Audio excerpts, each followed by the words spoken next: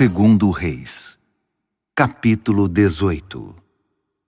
No terceiro ano de Oséias, filho de Elá, rei de Israel, Ezequias, filho de Acás, começou a reinar sobre Judá.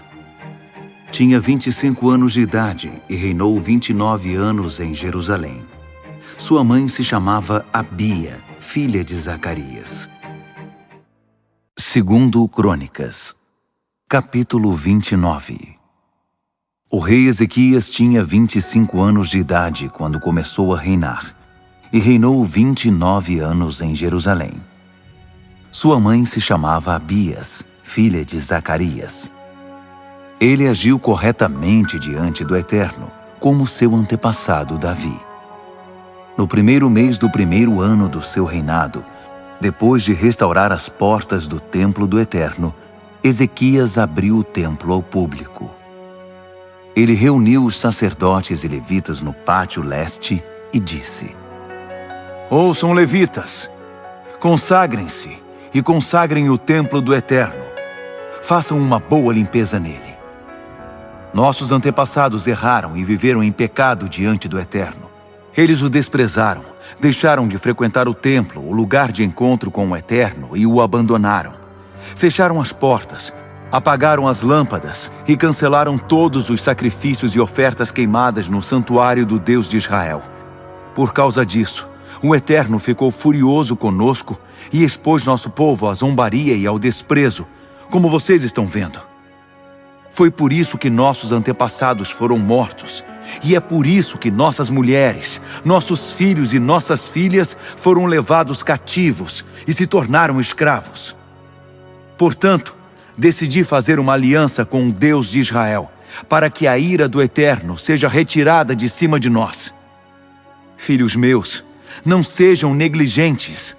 O Eterno escolheu vocês para que permaneçam em sua presença e o sirvam, conduzindo e dirigindo os sacrifícios. Essa é a vida de vocês. Sejam cuidadosos e dedicados em tudo o que fizerem. Os levitas atenderam ao apelo. Entre os coatitas estavam Maate, filho de Amazai, e Joel, filho de Azarias. Entre os meratitas, Quis, filho de Abde, e Azarias, filho de Jealeléu.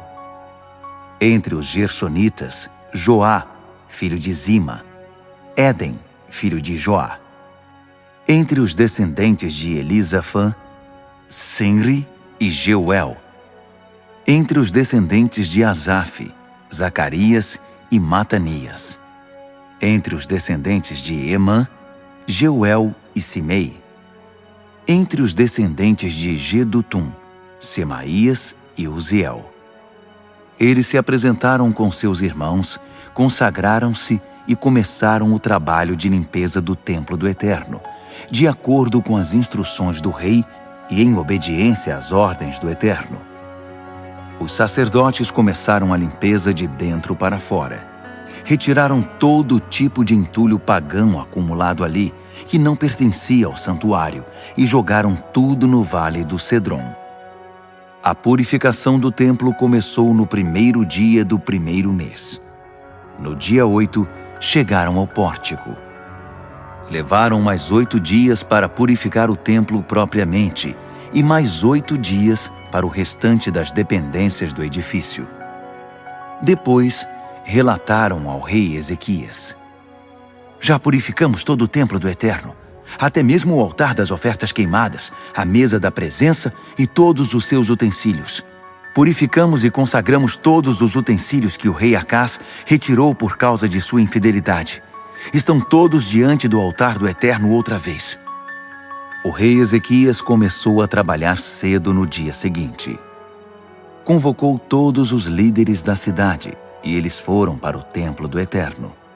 Trouxeram 7 bois, 7 carneiros, 7 cordeiros e 7 bodes como oferta de perdão a favor da família real, do santuário e de toda a população de Judá. O rei ordenou que os sacerdotes descendentes de Arão oferecessem o sacrifício no altar do Eterno. Os sacerdotes abateram os bois, derramaram o sangue sobre o altar e depois fizeram o mesmo com os carneiros e os cordeiros. Por fim, apresentaram os bodes. O rei e toda a comunidade impuseram as mãos sobre eles. Os sacerdotes os abateram e ofereceram como oferta de perdão, derramando sangue sobre o altar, para perdão do pecado de todo Israel. O rei determinou que a oferta queimada e a oferta de perdão fossem oferecidas a favor de todo Israel. O rei mandou os levitas ocuparem suas funções no templo do Eterno com os instrumentos musicais, símbolos, harpas e liras, segundo as instruções de Davi, de Gade, vidente do rei, e do profeta Natã. Isso foi ordenado pelo Eterno por meio dos seus profetas. Os levitas formaram a orquestra de Davi, enquanto os sacerdotes ficaram responsáveis pelas trombetas. Então Ezequias deu o sinal para o início. A oferta queimada foi oferecida sobre o altar. Ao mesmo tempo, o coral começou a cantar ao som das trombetas e da orquestra de Davi, enquanto toda a congregação louvava. Durante todo o tempo que era oferecida a oferta queimada, os cantores louvavam e as trombetas soavam. Após os sacrifícios, o rei e todos os presentes se ajoelharam, curvaram-se com o rosto em terra e adoraram. Depois o rei Ezequias e os líderes mandaram os levitas encerrar aquela parte da cerimônia com cânticos de louvor, usando as composições de Davi e do vidente Asaf. Eles cantaram louvores com alegria e reverência, curvando-se em adoração. Ezequias declarou: Agora terminou a consagração. Todos estão consagrados ao Eterno. Vocês estão prontos para trazer sacrifícios e ofertas de gratidão ao templo do Eterno. Assim, toda a congregação trouxe sacrifícios e ofertas de gratidão voluntariamente. Também trouxeram generosamente 70 bois, 100 carneiros e 200 cordeiros, tudo como oferta queimada ao Eterno. Ao todo, naquele dia, foram consagrados para o sacrifício 600 bois e 3.000 ovelhas. Não havia sacerdotes qualificados suficientes para bater todas as ofertas queimadas. Por isso, seus parentes, os levitas, vieram ajudar, enquanto os outros sacerdotes se consagravam para o serviço. No fim, os levitas foram mais criteriosos ao se consagrar que os outros sacerdotes. Além da grande quantidade de ofertas queimadas, havia a gordura das ofertas de paz e as ofertas de bebida que acompanhavam as ofertas queimadas. O culto no templo do Eterno foi restaurado. Ezequias e toda a congregação celebraram. Deus estabeleceu uma base firme para a vida do povo. E fez isso tão rapidamente. Segundo Crônicas, capítulo 30. Ezequias convocou todo Israel e Judá, enviando também carta para Efraim e Manassés, a se reunirem no templo do Eterno em Jerusalém, a fim de celebrar a Páscoa do Eterno, o Deus de Israel. O rei, seus oficiais e toda a comunidade de Jerusalém decidiram celebrar a Páscoa no segundo mês. Eles não puderam celebrar na data prevista, pois não havia sacerdotes suficientes preparados, e o povo não teve tempo de se reunir em Jerusalém. Diante dessa situação, o rei e o povo combinaram outra data, e depois mandaram convites a toda a nação, desde Berseba, no sul, até Dan, no norte. O texto dizia, em essência: venham celebrar a Páscoa do Deus de Israel em Jerusalém. Dos que estavam vivos, ninguém em Israel e Judá havia celebrado a Páscoa como deveria. O rei deu as ordens, e os mensageiros distribuíram os convites assinados pelo rei e por seus oficiais a todo Israel e Judá. O convite dizia: Ó israelitas, voltem-se ao Eterno, o Deus de Abraão, de Isaque e de Israel, a fim de que ele se volte a vocês, vocês que sobreviveram às investidas do rei da Assíria. Não repitam o pecado de seus antepassados, que abandonaram o Eterno, e por isso foram destruídos. Vocês mesmos são testemunhas da destruição que provocaram. Não sejam obstinados como eles. Confiem no Eterno. Venham ao templo que Ele consagrou para sempre. Sirvam ao Eterno, seu Deus. Assim vocês não serão mais objetos de sua ira. Se vocês se voltarem ao Eterno, seus parentes e os descendentes levados cativos serão tratados com compaixão e mandados de volta para sua terra. O Eterno é bondoso e compassivo. Ele não rejeitará vocês. Voltem, e Ele os receberá de braços abertos. Os mensageiros foram de cidade em cidade, percorrendo todo o território de Efraim e Manassés até Zebulon. Mas o povo não os levou a sério e zombava deles. Bem, nem todos. Alguns dos que moravam em Azer, Manassés e Zebulon não se constrangeram em aceitar o convite e ir a Jerusalém. Em Judá, os mensageiros foram mais bem recebidos. Deus agiu poderosamente entre eles, fazendo que se unissem e acatassem as ordens do rei e dos seus oficiais, conforme a palavra do Eterno. Na data marcada do 2º mês, uma imensa multidão se reuniu para celebrar a Páscoa, às vezes chamada Festa dos Pães Sem Fermento. Antes de tudo, decidiram eliminar os altares pagãos que ainda restavam em Jerusalém. Eles os removeram e jogaram todos no Vale do Cedron. Depois, no dia 14 do 2º mês, abateram os cordeiros da Páscoa. Antes, os sacerdotes e os levitas não estavam preparados.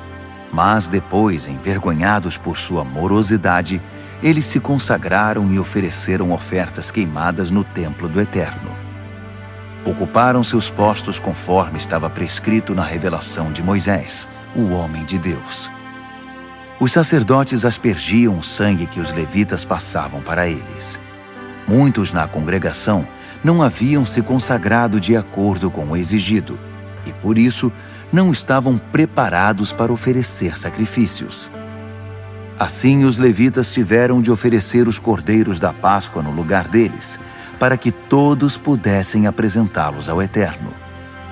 Muita gente, principalmente de Efraim, Manassés, Issacar e Zebulon, não pôde participar da refeição da Páscoa porque não havia se consagrado adequadamente. Ezequias intercedeu por eles. Que o Eterno, conhecido por sua bondade, perdoe todos os que desejam buscar com sinceridade o Deus de seus antepassados, o Eterno mesmo, ou principalmente a esses que não atendem às exigências de acesso ao templo. O Eterno respondeu à oração de Ezequias e restaurou todo o povo. Todos os israelitas que estavam em Jerusalém celebraram a Páscoa, a festa dos pães sem fermento, durante 7 dias e com grande entusiasmo. Os levitas e os sacerdotes louvavam o Eterno todos os dias, fazendo soar bem alto os instrumentos musicais ao Eterno. Ezequias elogiou os levitas pela maneira em que conduziram o povo à adoração do Eterno. Depois de 7 dias celebrando, comendo das ofertas de paz e louvando ao Eterno, o Deus de seus antepassados, o povo resolveu estender a festa por mais 7 dias. E continuaram a festejar. Ezequias, rei de Judá, forneceu 1000 bois e 7.000 ovelhas para a congregação. Os oficiais forneceram 1000 bois também e 10.000 ovelhas. Havia muitos sacerdotes consagrados e preparados. Toda a congregação de Judá, os sacerdotes, os levitas, os que vieram de Israel e os estrangeiros de Israel e de Judá, uniram-se para a celebração. Jerusalém era uma alegria só. Desde a cerimônia da dedicação do templo construído por Salomão, filho de Davi, rei de Israel, não se havia testemunhado nada igual na cidade. Os sacerdotes e os levitas encerraram com a bênção sobre o povo. Deus ouviu a oração deles, que subiu ao céu, sua habitação sacra. Segundo Crônicas, capítulo 31. Depois da celebração da Páscoa, todos retornaram às suas cidades em Judá. Ao chegar, destruíram os monumentos de pedra, demoliram os postes sagrados e os altares das divindades ligadas às orgias religiosas e aos ídolos locais. E não pararam até terem percorrido os territórios de Judá, Benjamim, Efraim e Manassés. Só então voltaram para casa e retomaram suas atividades. Ezequias organizou os grupos de sacerdotes e de levitas e dividiu as tarefas, distribuindo as funções na condução do ministério de oferecer os sacrifícios, para garantir a apresentação das diversas ofertas e o louvor e ações de graças ao Eterno em todos os cultos. Também definiu sua contribuição pessoal para as ofertas queimadas das adorações da manhã e da tarde, dos sábados, das festas da lua nova e de outros dias sagrados, como prescrevia a revelação do Eterno. Pediu ainda que a população de Jerusalém assumisse o sustento dos sacerdotes e dos levitas, para que eles pudessem se dedicar inteiramente à revelação do Eterno, sem interrupções ou distrações.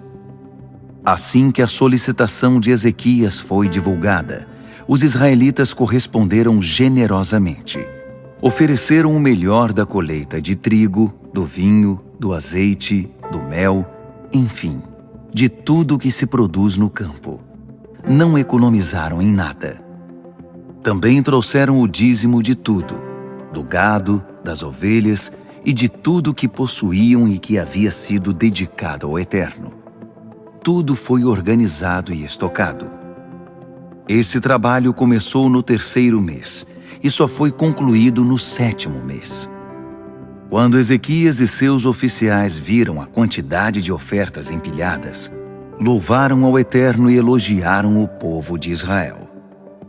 Depois, Ezequias perguntou aos sacerdotes e aos levitas o que fazer com tantas ofertas.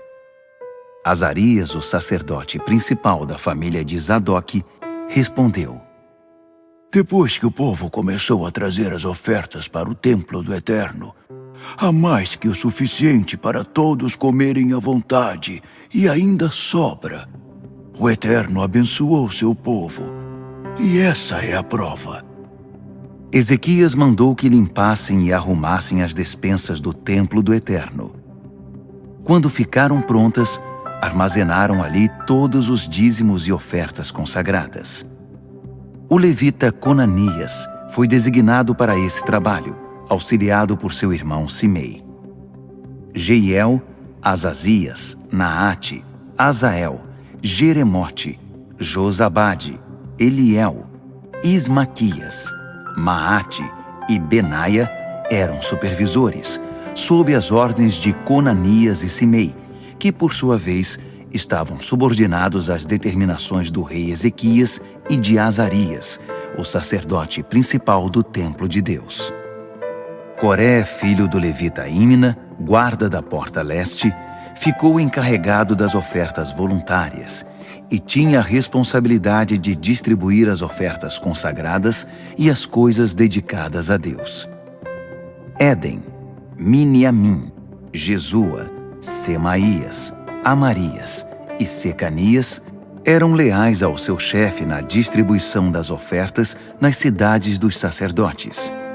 Eram honestos na divisão dos suprimentos entre seus companheiros sacerdotes, jovens ou idosos, e entre todos os homens de 30 anos de idade ou mais que ministravam diariamente no templo do Eterno, de acordo com seus turnos e tarefas.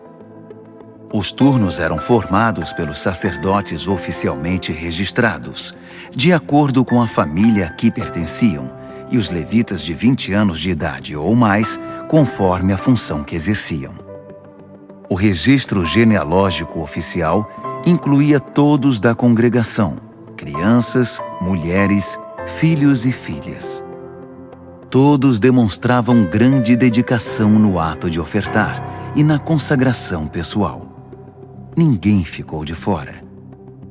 Os descendentes de Arão, os sacerdotes que viviam nos campos, mas que pertenciam às cidades dos sacerdotes, contavam com homens respeitáveis, prontos para a distribuição da porção de cada sacerdote, registrado na genealogia oficial dos levitas.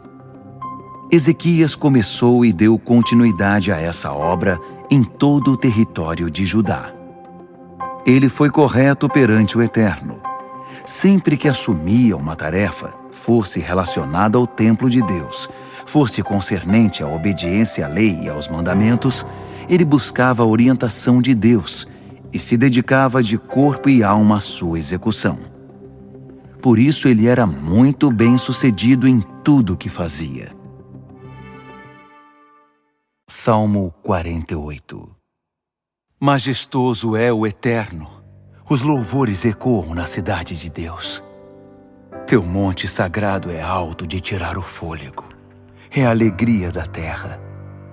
O monte de Sião é visto no norte, a cidade do Rei do mundo. Deus está na sua cidadela elevada, inatingível. Os reis se uniram e vieram todos juntos. Deram uma olhada e balançaram a cabeça. Depois, se dispersaram e fugiram. Eles se curvaram de dor como se fossem mulheres em trabalho de parto.